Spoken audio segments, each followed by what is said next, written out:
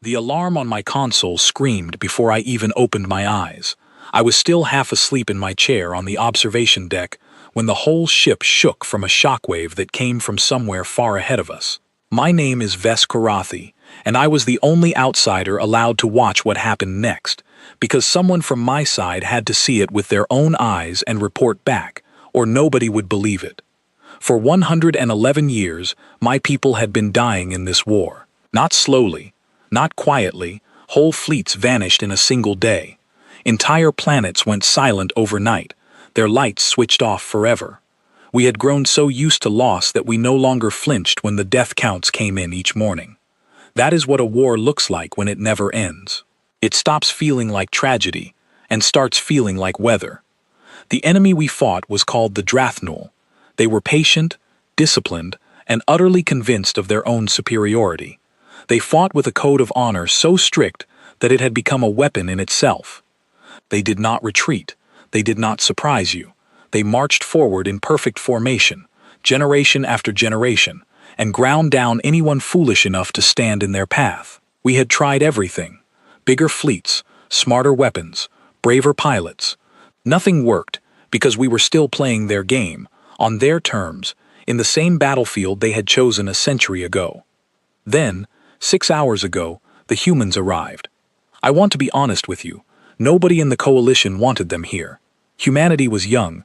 Their ships were smaller than ours. Their weapons were, on paper, weaker. They had never fought a war like this one, a war that stretched across galaxies and generations. When our leaders finally swallowed their pride and asked humanity for help, I expected excuses. I expected delay.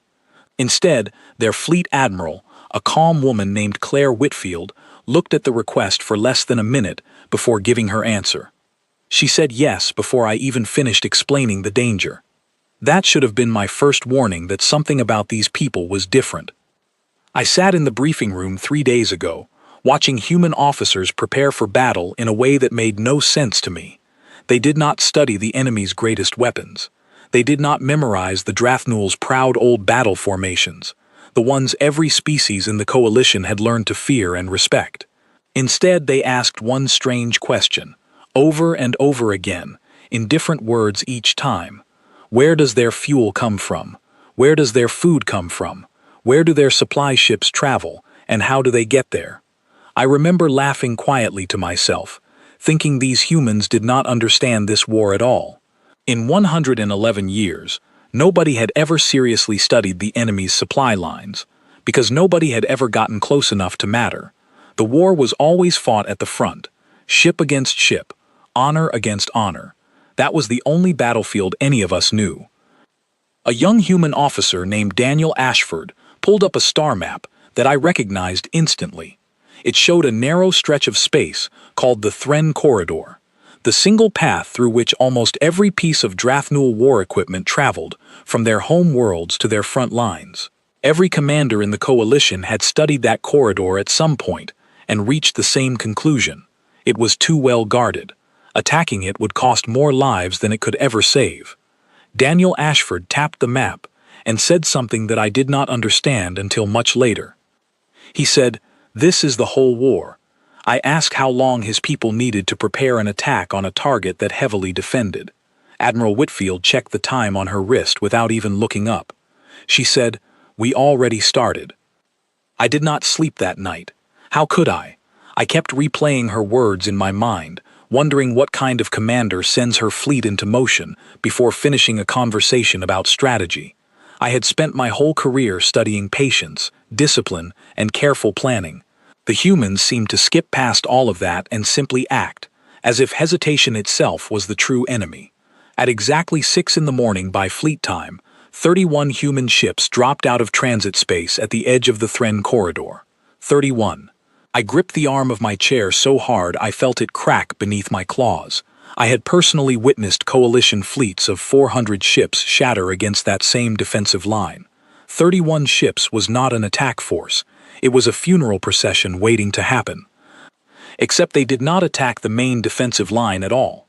11 of their ships peeled away toward what our star charts listed as an old, abandoned mining field, a scattered cluster of broken rock that nobody in the coalition had bothered to study in decades. It was marked on every map I had ever seen as empty space, worthless and forgotten. I later learned that human scanning drones had spent 6 quiet years secretly recording that same field because their analysts suspected it was something else entirely, not empty rock. A hidden storage depot disguised inside debris so ordinary that nobody thought to look twice.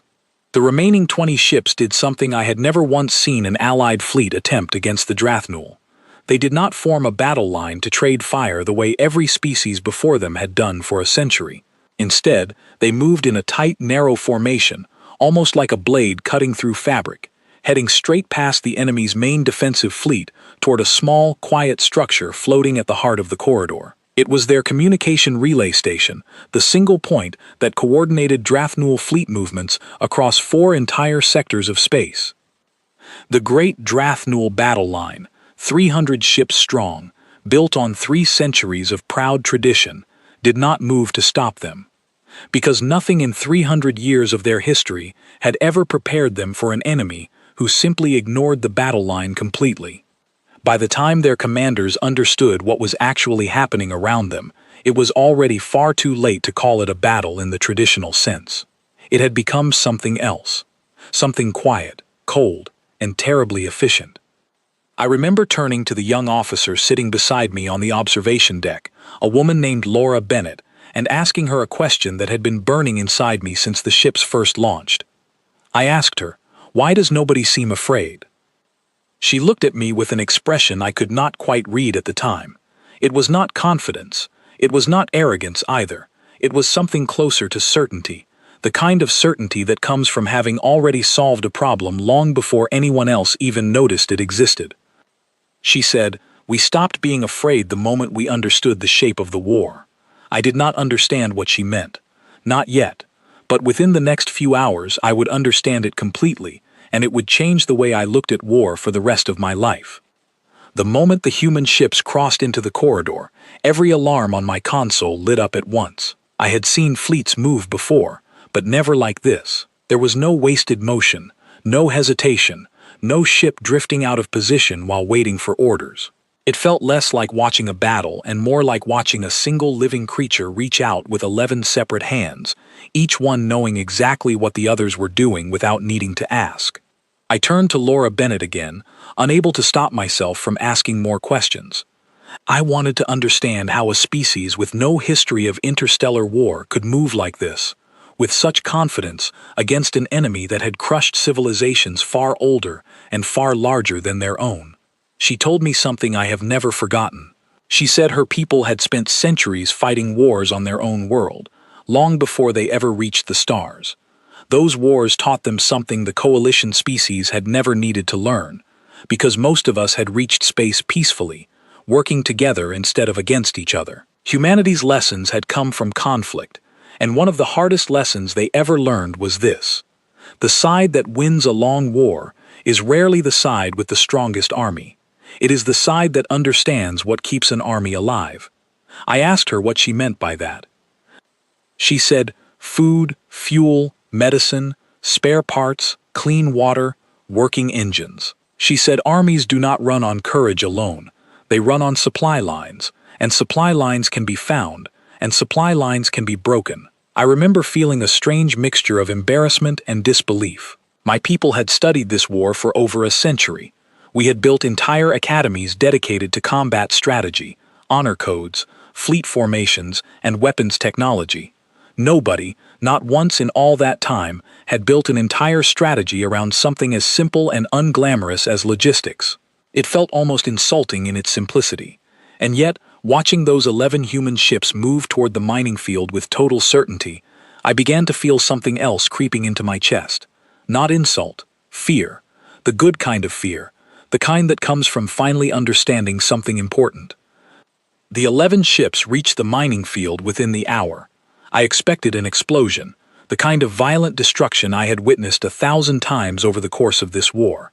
Instead, something quieter happened, something almost gentle by comparison, though its effects were anything but gentle. A pale blue light spread outward from the human ships, wrapping around the scattered rocks like a slow-moving fog. I later learned this was a specialized field designed to destabilize the internal structure of stored materials without triggering a violent chain reaction. The Drathnual had hidden nearly a century's worth of fuel reserves and weapon stockpiles inside that supposedly empty rock field, believing nobody would ever think to look there. The human field did not blow anything apart. It simply made the storage containers fall apart from the inside, slowly and silently, turning nearly 100 years of stockpiled war supplies into worthless dust.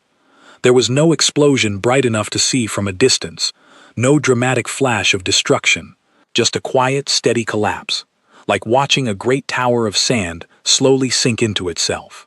I sat there in complete silence, trying to process what I had just witnessed. An entire century of preparation, gone, without a single shot fired in its defense, because the enemy guarding it had never imagined anyone would find it in the first place. Meanwhile, the other 20 human ships had reached the communication relay station at the heart of the corridor. This was the moment I had been dreading since the mission began, because I expected the Drathnual's main battle line to finally react. And react they did, though not in the way I expected.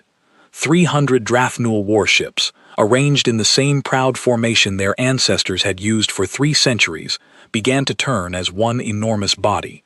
It was, I will admit, a beautiful sight in its own terrible way. Every ship moved with perfect discipline, perfect spacing, perfect timing.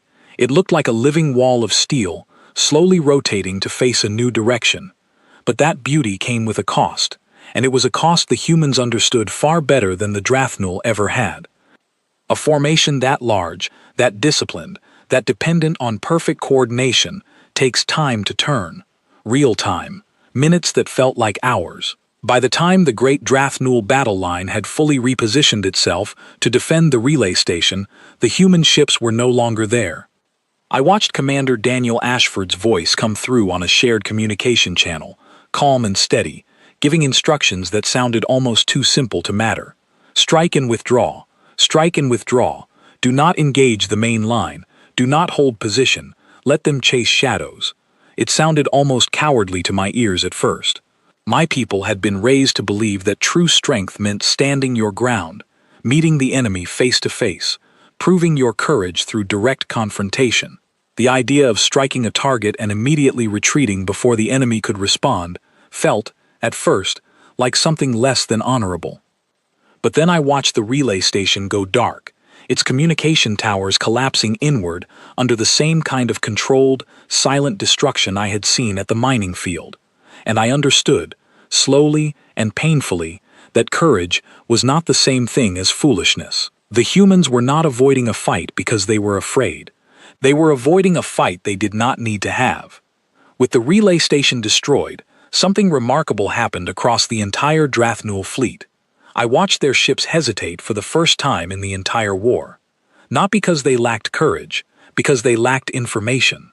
Without their central relay, individual fleet commanders no longer knew what their neighboring fleets were doing, or where the enemy actually was, or what orders had been given in the last few minutes. 300 years of perfect coordination depended entirely on that single relay station, and it had just been quietly turned to dust. I asked Laura Bennett if this had all been planned from the very beginning, or if it was simply good fortune. She smiled, though there was no joy in it, only quiet exhaustion. She told me her people had studied the Drathnual for 6 years before ever sending a single ship into this war. 6 years of watching, recording, mapping supply routes, tracking communication patterns, learning the enemy's habits the way a careful hunter studies the movements of prey long before ever raising a weapon. I asked her why nobody in the coalition had ever thought to do the same thing. She said something that has stayed with me every day since. She said her people did not come from a history of easy victories. They came from a history of long, difficult struggles, where the strongest side did not always win, and where patience and preparation mattered more than raw power. She said the coalition species had reached the stars through cooperation, through peace, and that this had made them strong in many ways, but it had also left them without certain hard lessons that only conflict can teach. I did not know how to respond to that. Part of me wanted to argue, to defend my people's history, to explain that peace was not a weakness. But another part of me, a quieter and more honest part, understood that she was not insulting us. She was simply telling the truth, the same way a doctor tells a patient an uncomfortable diagnosis, not out of cruelty, but out of necessity. As the relay station's wreckage drifted silently through the corridor, I noticed something strange happening across the Drathnual battle line. Ships that had once moved as a single perfect body were now beginning to separate, each one falling back on old contingency plans that had never actually been tested in real combat, because no enemy had ever forced them to be tested before. For the first time in over a century, I watched the Drathnual fleet begin to fracture, not from an attack aimed directly at them, but from the simple, quiet removal of the thing that had always held them together. I turned to Laura Bennett one final time before the next stage of the operation began, and I asked her the question that had been building inside me since the moment I first arrived on this ship. I asked her, "Are you afraid of what happens next?" She looked at me for a long moment, and then she said something that I will carry with me for the rest of my life. She said fear was useful when it kept you cautious, but dangerous when it kept you from acting. She said her people had learned long ago that the greatest danger in any war was not the enemy in front of you. It was the fear that convinced you the enemy could never be beaten. I sat back in my chair, watching the wreckage of 100 years of preparation drift silently through space, and for the first time since this war began, I allowed myself to feel something I had almost forgotten how to feel. Hope. Hope, I would soon learn, is a fragile thing during a war, because the moment you allow yourself to feel it, you also open yourself up to a new kind of fear. The fear of losing something you finally believed you might get back. The Drathnual fleet split into 11 separate groups, each one now operating under old emergency plans that had been written decades earlier and never truly tested in real battle. I watched their formations drift apart on my screen, no longer a single disciplined body, but 11 smaller fleets, each uncertain of what the others were doing, each cut off from the central coordination they had relied on for centuries. I expected the humans to press their advantage immediately, to strike hard while the enemy was confused and disorganized. That is what my own people would have done. That is what every coalition commander I had ever studied would have done. Strike while the enemy is weak. Finish the fight quickly, before they have a chance to recover. Instead, Admiral Whitfield gave an order that confused me deeply at the time. She told her fleet to let them run. I remember staring at the communication screen, waiting for a follow-up order that made more sense, some explanation of a trap I simply could not see yet. None came. The human ships did not chase the scattered Drathnual fleets. They did not attempt to destroy them while they were vulnerable. They simply held their position near the corridor, watching, waiting, as if the fight itself was no longer the point. I asked Laura Bennett why her admiral would allow the enemy fleets to escape when they were at their weakest. She explained it to me slowly, the way someone explains something they have known for so long that they forget it is not obvious to everyone else. She said destroying those 11 fleets would take time, resources, and lives, both human and Drathnual. It would also give the Drathnual something they desperately needed in that moment, something that could rally their people and unite them again. It would give them a battle to remember, a story of resistance against overwhelming odds, the kind of story that could inspire an entire species to keep fighting for another century. She said her admiral had no interest in giving them that story. Instead, humanity's plan was far quieter and far more permanent. Without their supply depot and without their communication relay, those 11 scattered Drathnual fleets now had a serious problem, one that no amount of courage or discipline could solve. They were 3 sectors away from their nearest resupply point, carrying only a handful of days' worth of fuel, food, and working equipment. Every ship in those 11 fleets was now racing against a clock that none of their commanders fully understood yet. I watched the human fleet quietly reposition itself, not to attack the fleeing Drathnual ships, but to block every remaining path back toward their supply lines. It was not a wall of ships meeting them head-on. It was something far more subtle, a series of small, fast vessels, positioned at key points along known travel routes, watching, waiting, ready to intercept only if absolutely necessary. Commander Daniel Ashford explained the strategy to me directly during a brief pause in the operation. and I will try to repeat his words as closely as I remember them. He said the goal was never to destroy the Drathnul fleet in a single afternoon. The goal was to make continuing this war impossible for them, without forcing either side to lose thousands of lives in the process. He said a beaten enemy who still believes they can win will keep fighting forever, but an enemy who understands, clearly and completely, that victory is no longer possible, will eventually choose to stop fighting on their own. I asked him if he believed the Drathnul would actually make that choice. He said it did not matter what he believed, it only mattered what was true, and the truth, laid out clearly on every fuel gauge and supply record across those 11 scattered fleets, was becoming impossible to ignore. Over the following hours, I watched something unfold that I had never witnessed in over a century of war. Drathnul commanders, faced with dwindling fuel and no clear communication with their central command, began making decisions entirely on their own, something their strict honor code had never truly prepared them for. Some fleets attempted to push forward toward the front lines anyway, hoping to reach friendly territory before their supplies ran out completely.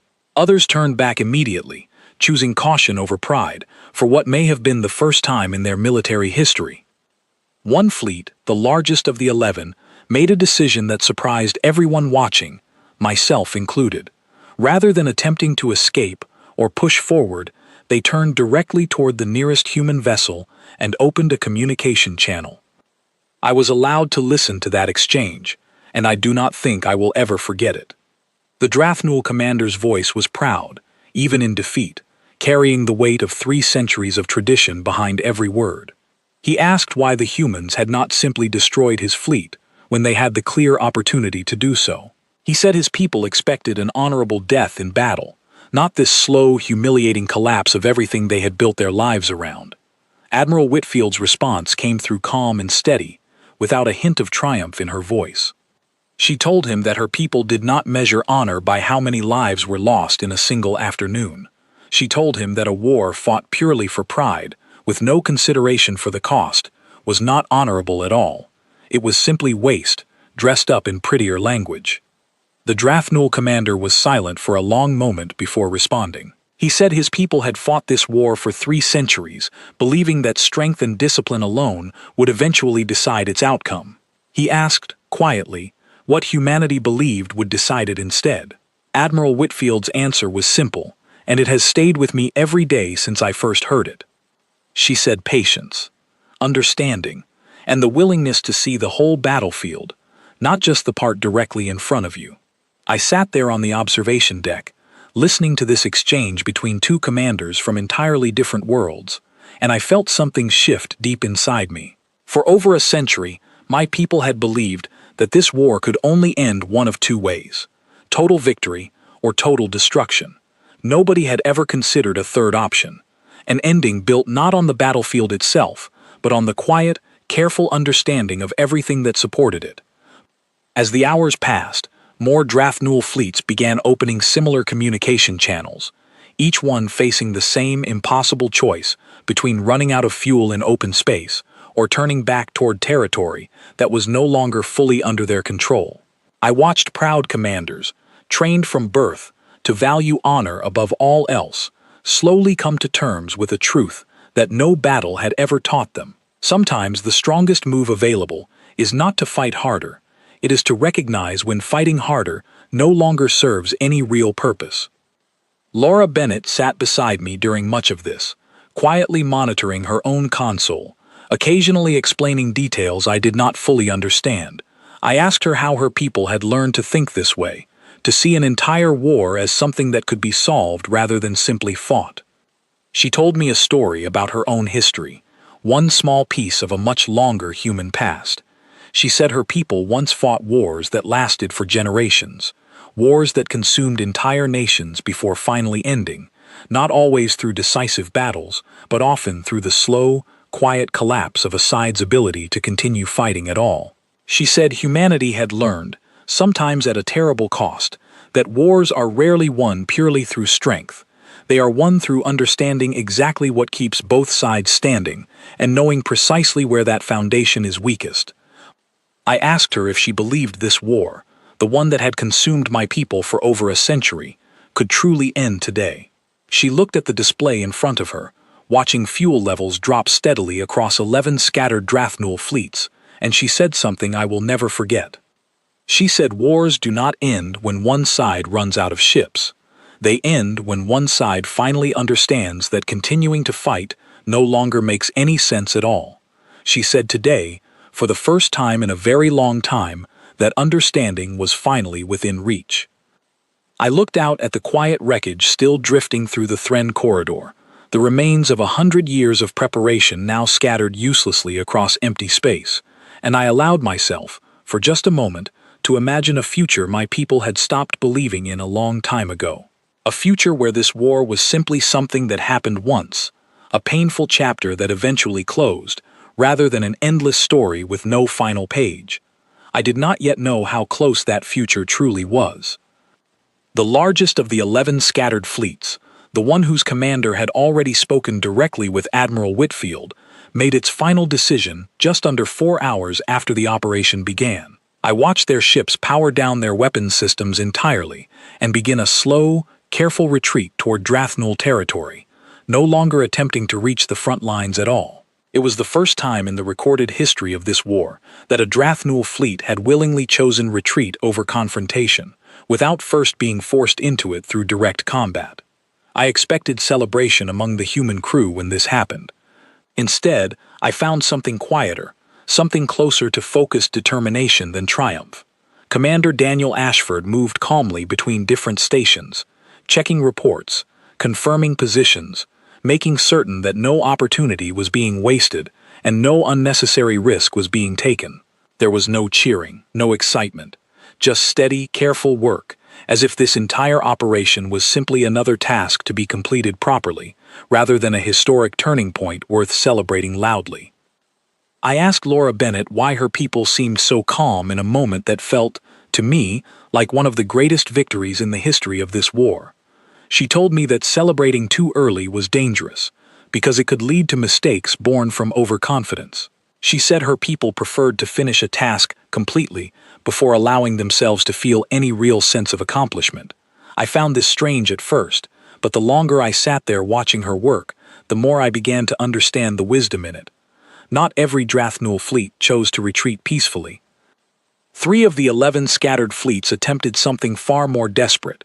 Rather than turning back or opening communication, they pushed forward at maximum speed, hoping to break through toward the front lines before their remaining fuel ran out entirely. I understood immediately why they made this choice.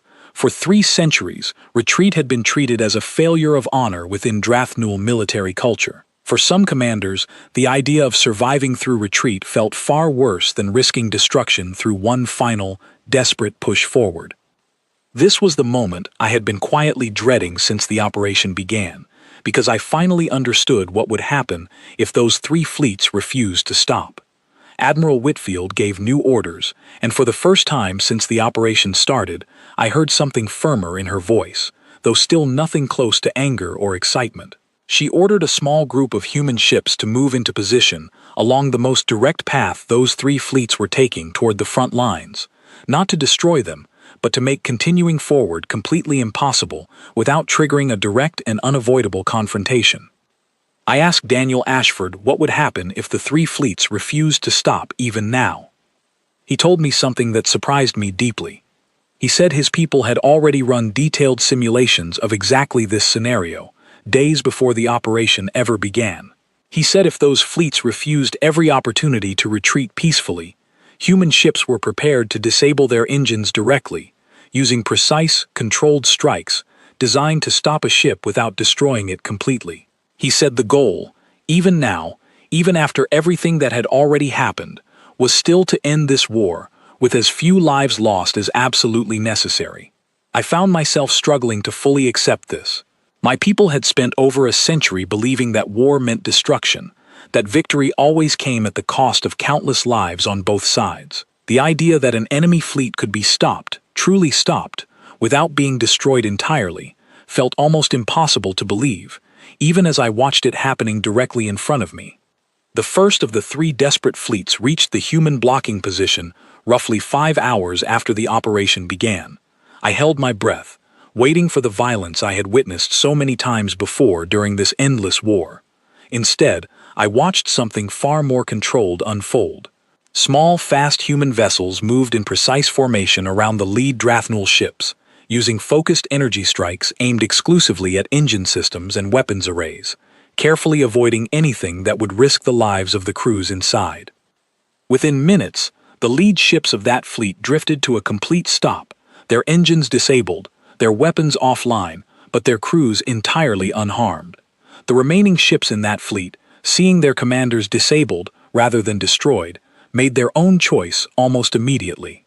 They powered down their weapons and opened a communication channel, requesting terms rather than continuing to fight a battle they now understood, completely and finally, that they could not win.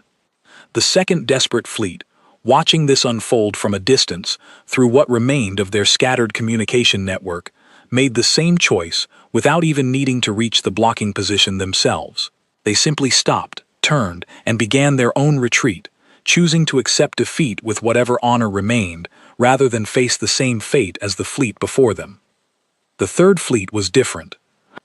Their commander, a proud and stubborn officer whose name I would later learn was never actually recorded in any surviving Drathnual records, refused every attempt at communication. He pushed his ships forward at maximum speed, apparently determined to force a direct confrontation regardless of the consequences. I watched this unfold with a knot of tension building in my chest, uncertain of how this final confrontation would end. Admiral Whitfield gave her orders calmly, without hesitation, without any visible anger toward a commander who seemed determined to throw away his own crew's lives for the sake of pride alone. The human ships moved into a tight formation directly in the path of the oncoming fleet, close enough to make their intentions absolutely clear, but still holding their fire, still offering one final opportunity for surrender before anything irreversible happened. The Drathnual commander did not take that opportunity. His lead ship opened fire first, and for the first time since the operation began, I watched real combat unfold, direct and immediate, rather than the careful, distant maneuvering I had witnessed throughout the rest of the day. The human ships responded with precision I had never seen from any fleet in over a century of this war. Every strike aimed carefully at engines, weapons systems, and communication arrays, deliberately avoiding anything that would risk unnecessary loss of life among the crews inside. Within 11 minutes, every ship in that final fleet had been disabled, their weapons silenced, their engines destroyed, but not a single life lost on either side. The stubborn commander's own vessel was the last to fall silent, drifting powerlessly in open space, defeated completely, but somehow, remarkably, still intact. I sat there in stunned silence, trying to process what I had just witnessed. An entire fleet, one that had chosen violence over surrender, defeated completely within minutes, with every life aboard still breathing, still alive, still able to see whatever came next. I asked Laura Bennett how her people had managed to develop this level of precision, this ability to disable an enemy fleet so completely without the widespread destruction I had witnessed throughout every other battle of this long, painful war. She told me it came from decades of careful research, technology developed specifically to end conflicts as quickly and cleanly as possible, built by people who understood, perhaps better than any other species in the coalition, exactly how much unnecessary suffering war could cause when nobody bothered to look for a better way. I looked out at the drifting wreckage of that final Drathnual fleet, disabled but not destroyed, and I felt something I had not felt in over a century of watching this war unfold. Not triumph, not celebration, something quieter, and in many ways far more powerful. Relief. For the first time since I could remember, I allowed myself to believe that this war might truly be reaching its final chapter, not through the total destruction either side had always assumed was inevitable, but through something far more difficult and far more meaningful: understanding. 5 hours had passed since the first human ship crossed into the Thren corridor, and I sat there on the observation deck trying to understand how something that had consumed my entire life, and the lives of countless generations before me, could unravel so completely in such a short amount of time. It did not feel real. It felt like watching a dream that I was terrified to wake up from, afraid that if I closed my eyes, I would open them again, to find the war exactly as it had always been. The final Drathnual commander, the stubborn one whose fleet had been disabled rather than destroyed, requested a direct communication channel with Admiral Whitfield shortly after his ships fell silent. I was permitted to listen, though I do not think anyone truly expected what was about to happen. His voice, when it finally came through, sounded nothing like the proud, unshakable commanders I had grown accustomed to hearing throughout this long war. It sounded tired, confused, almost lost. He asked Admiral Whitfield why she had chosen to spare his life, when every tradition within his own culture would have expected total destruction as the natural result of refusing surrender. He said he had spent his entire career believing that mercy shown to an enemy was itself a kind of weakness, a sign that the side offering it did not fully understand the seriousness of war. Admiral Whitfield's response came through steady and calm, without a trace of superiority in her voice. She told him that mercy was not weakness.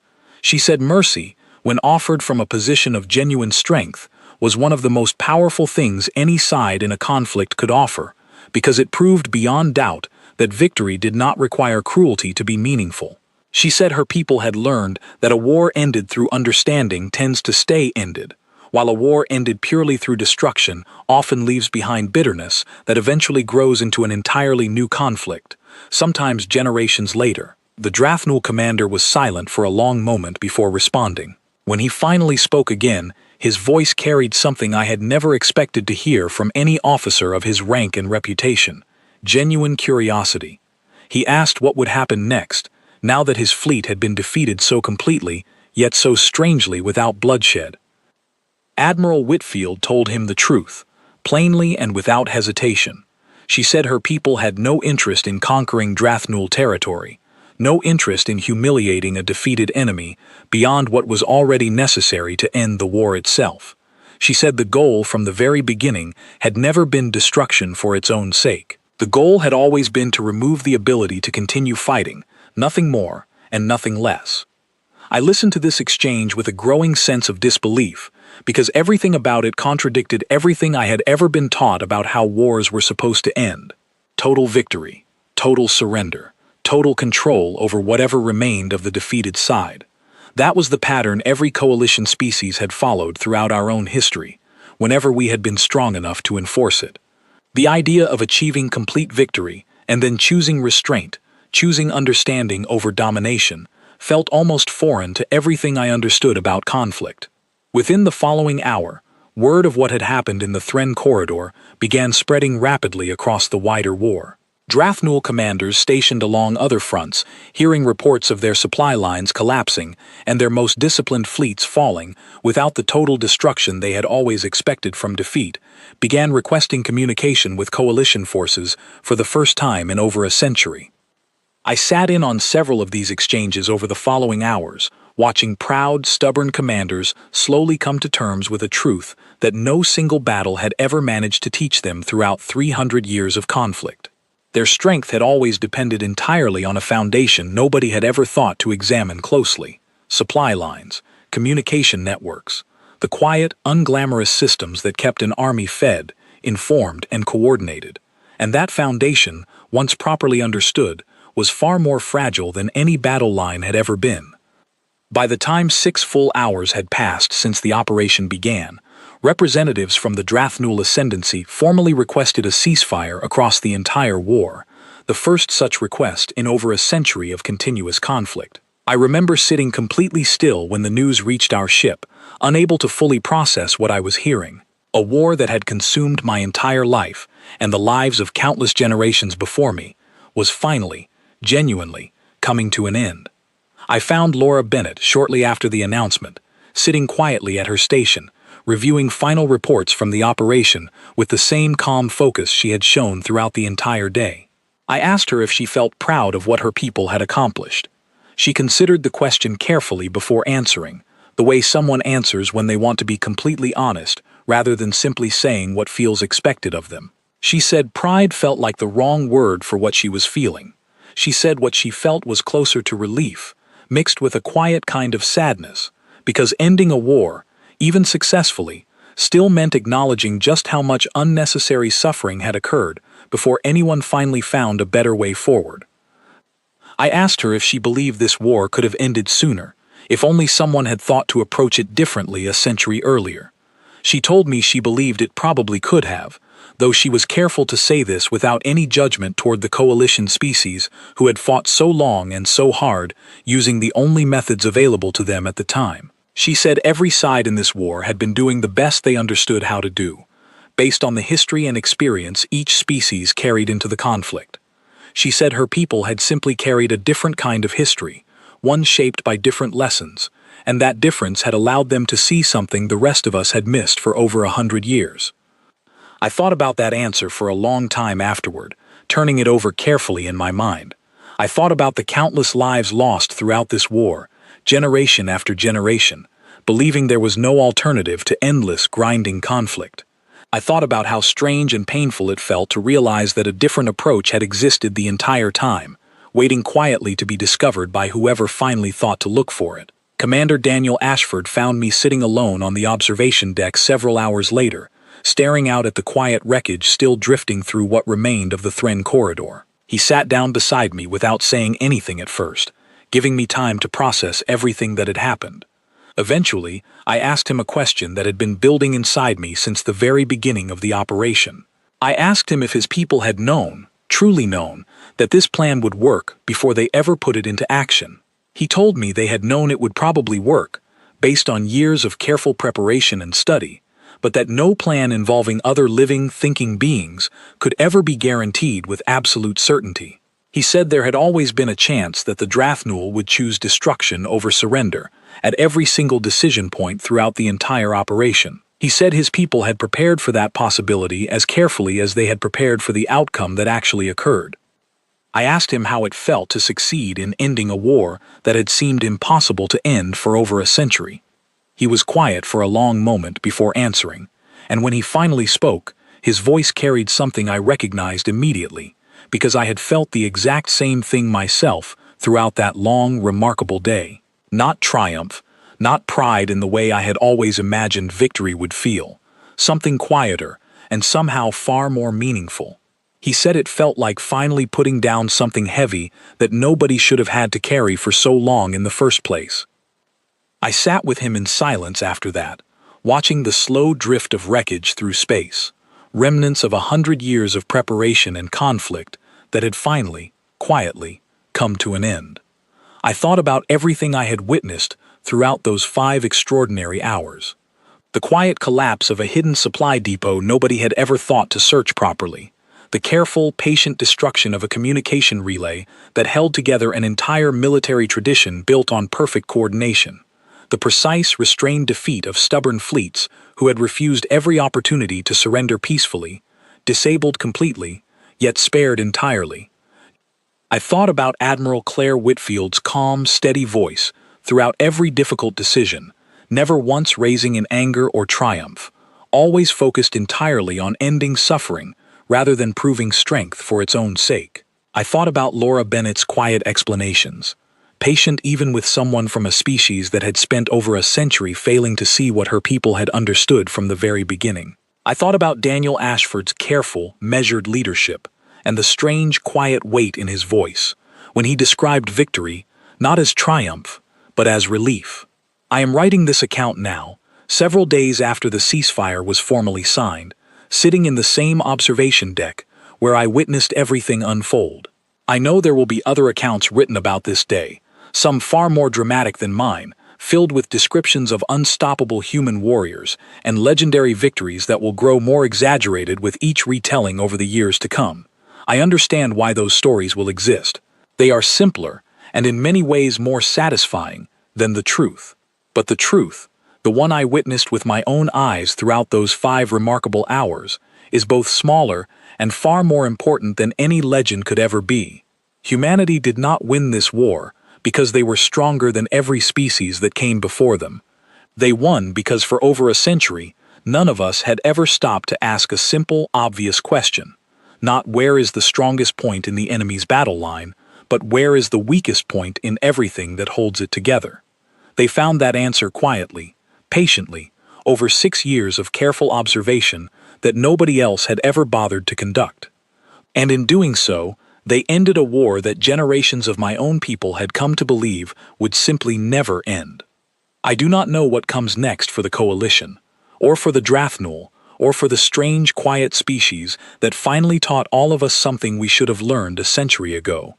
But for the first time in my entire life, I find myself looking toward the future without the heavy, familiar weight of endless war pressing down on every single thought. And for that, whatever else history eventually decides to say about this day, I will always be grateful.